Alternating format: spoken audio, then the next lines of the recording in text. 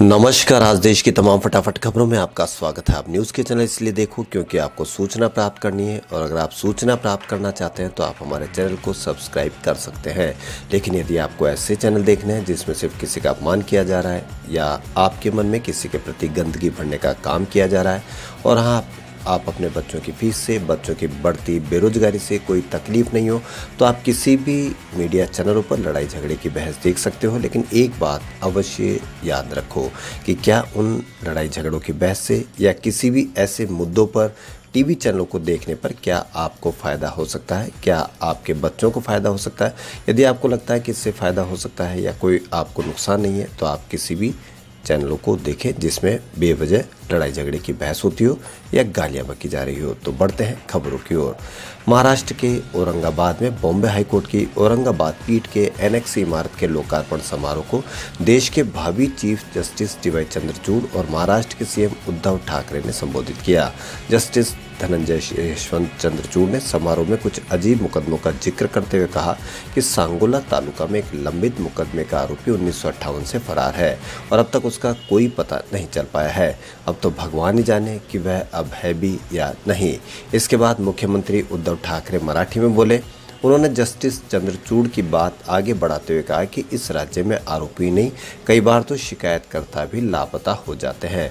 लोग समझ गए कि ठाकरे का इशारा आईपीएस अफसर परमबीर सिंह की तरफ है।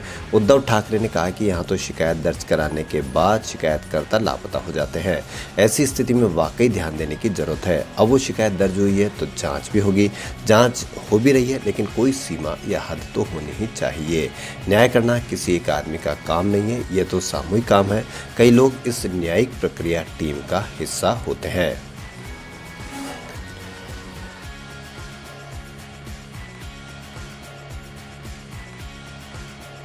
अनुच्छेद 370 को निरस्त करने के बाद पहली बार जम्मू कश्मीर के दौरे पर आए केंद्रीय गृह मंत्री अमित शाह ने केंद्र शासित प्रदेश में सुरक्षा स्थितियों पर बुलाई उच्च स्तरीय बैठक में सख्त रुख दिखाया है। उन्होंने आतंकवाद, कट्टरता और नागरिकों की बेरहमी से हो रही हत्याओं पर जवाब मांगा है। इससे पहले श्रीनगर हवाई अड्डे पर उपराज्यपाल मनोज सिन्हा, केंद्रीय मंत्री जितेंद्र सिंह ने उनकी अगवानी की। शाह की 3 दिवसीय यात्रा ऐसे समय पर हो रही है जब कश्मीर में आतंकियों ने हाल के दिनों में आम नागरिकों को हमलों का निशाना बनाया है। अपने दौर की शुरुआत करते हुए शाह सबसे पहले नौगांव में शहीद इंस्पेक्टर के घर पीड़ित परिवार से मिलने पहुंचे। शाह ने इंस्पेक्टर परवेज अहमद के घर जाकर परिजनों से मुलाकात की जिनकी आतंकियों द्वारा हत्या कर दी गई थी। जून में नमाज पढ़ने के लिए मस्जिद जा रहे इंस्पेक्टर परवेज की आतंकियों ने हत्या कर दी थी।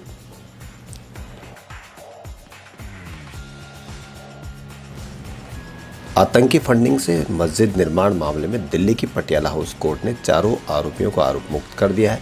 दरअसल 3 साल पहले राष्ट्रीय जांच एजेंसी ने दावा किया था कि पलवल में एक मस्जिद टेरर फंडिंग से बनाई जा रही है और इसका पैसा सीधा पाकिस्तान से आ रहा है। आतंकी मस्जिद बनाने के बहाने भारत में अपने स्लीपर सेल एक्टिव कर गड़बड़ी फैलाने की फिराक में है। इस मामले में 4 लोगों को गिरफ्तार किया गया था, लेकिन कोर्ट ने ये कहते हुए सभी को आरोप मुक्त कर दिया कि इनके खिलाफ कोई सबूत नहीं है। 3 साल जेल में रहने के बाद अब राजस्थान के नागौर निवासी 82 साल के मोहम्मद हुसैन मोलानी रोहिणी जेल से बाहर आए तो उनके घर वालों को खुशी देखते ही बन रही थी। मोलानी के बड़े भाई तो उसे गले लगाकर रो पड़े। मोलानी को एनआईए ने जयपुर एयरपोर्ट से 21 जनवरी 2019 को गिरफ्तार किया था। तब वो दुबई से लौट रहे थे। उन पर आरोप लगाया गया कि पलवल में बन रही एक मस्जिद में उन्होंने आतंकियों द्वारा दिया गया पैसा लगाया है। लेकिन गुरुवार को दिल्ली की पटियाला हाउस कोर्ट ने उन्हें आरोप मुक्त कर दिया।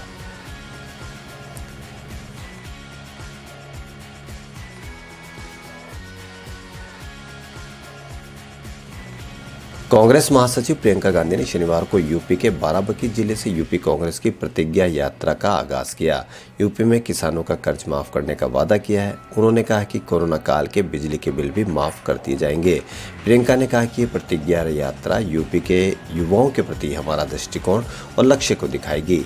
इससे पहले प्रियंका गांधी युवाओं के लिए स्मार्टफोन और स्नातक पास लड़कियों के लिए स्कूटी देने का चुनावी वादा भी कर चुकी है। प्रियंका गांधी ने कहा कि कांग्रेस यूपी विधानसभा चुनाव में 40% सीटें महिलाओं को देगी। प्रियंका गांधी ने बाराबंकी के हरक बाजार से हरी झंडी दिखाकर प्रतिज्ञा यात्रा रवाना की।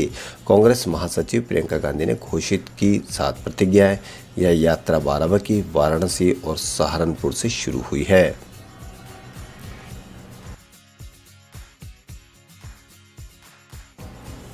नई दिल्ली में आज शाम कांग्रेस अध्यक्ष सोनिया गांधी के आवास पर पार्टी की केंद्रीय चुनाव समिति की अहम बैठक है। इसमें उत्तर प्रदेश विधानसभा चुनाव के लिए उम्मीदवारों के चयन पर चर्चा होगी। कांग्रेस महासचिव और यूपी प्रभारी प्रियंका गांधी और पार्टी के यूपी अध्यक्ष अजय कुमार लल्लू समेत पार्टी के कई नेता वीडियो कॉन्फ्रेंसिंग के जरिए इस बैठक में जुड़ेंगे। इसके अलावा 26 अक्टूबर को भी पार्टी ने सभी प्रदेश अध्यक्षों, प्रभारियों और महासचिवों की बैठक बुलाई है। समाचार एजेंसी एएनआई के अनुसार कांग्रेस ने उत्तर प्रदेश के लिए करीब 150 विधानसभा सीटों पर प्रत्याशियों की स्क्रूटनिंग पूरी कर ली है। इसे समाजवादी पार्टी पर एक दबाव बनाने के तौर पर भी देखा जा रहा है। 2 दिन पहले एक फ्लाइट में सफर के दौरान सपा अध्यक्ष अखिलेश यादव और कांग्रेस महासचिव प्रियंका गांधी आमने सामने हुए थे। इस दौरान दोनों नेताओं के बीच दूर से ही अभिवादन हुआ।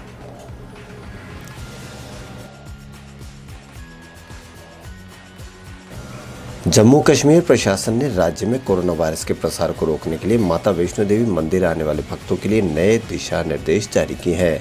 नई गाइडलाइन के अनुसार माता वैष्णो देवी आने वाले श्रद्धालुओं को दर्शन के लिए वैध और सत्यापन योग्य RT-PCR या रैपिड एंटीजन टेस्ट रिपोर्ट साथ लाना अनिवार्य होगा। साथ ही जांच रिपोर्ट 72 घंटे से ज़्यादा पुरानी नहीं होनी चाहिए। जम्मू कश्मीर सरकार की ओर से शुक्रवार को जारी आदेश में कहा गया है कि सिर्फ उन्हीं तीर्थयात्रियों को मंदिर में प्रवेश करने की इजाज़त दी जाएगी जिनमें कोविड-19 के लक्षण दिखाई नहीं देंगे।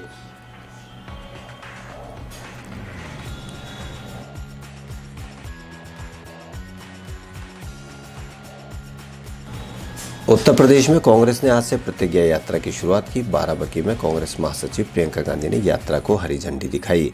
इससे पहले वे लखनऊ से बाराबंकी के रास्ते से तमरेजपुर गांव में खेतों में काम कर रही महिलाओं से मिली। प्रियंका खेत में महिलाओं के बीच बैठ गई। इस दौरान महिलाओं ने अपने हाथों से प्रियंका को जलेबी खिलाई। इसी दौरान जब एक महिला प्रियंका को अपने हाथों से पराठा खिलाने लगी तो उन्होंने कहा कि मेरे भाई ने कहा है कि कम खाया कर मोटी हो रही हो। इसके बाद एक बुजुर्ग महिला ने कैमरामैन को माइक ले लिया। इस पर प्रियंका ने कहा कि अब महिलाएं माइक भी संभालेगी और सत्ता भी संभालेगी।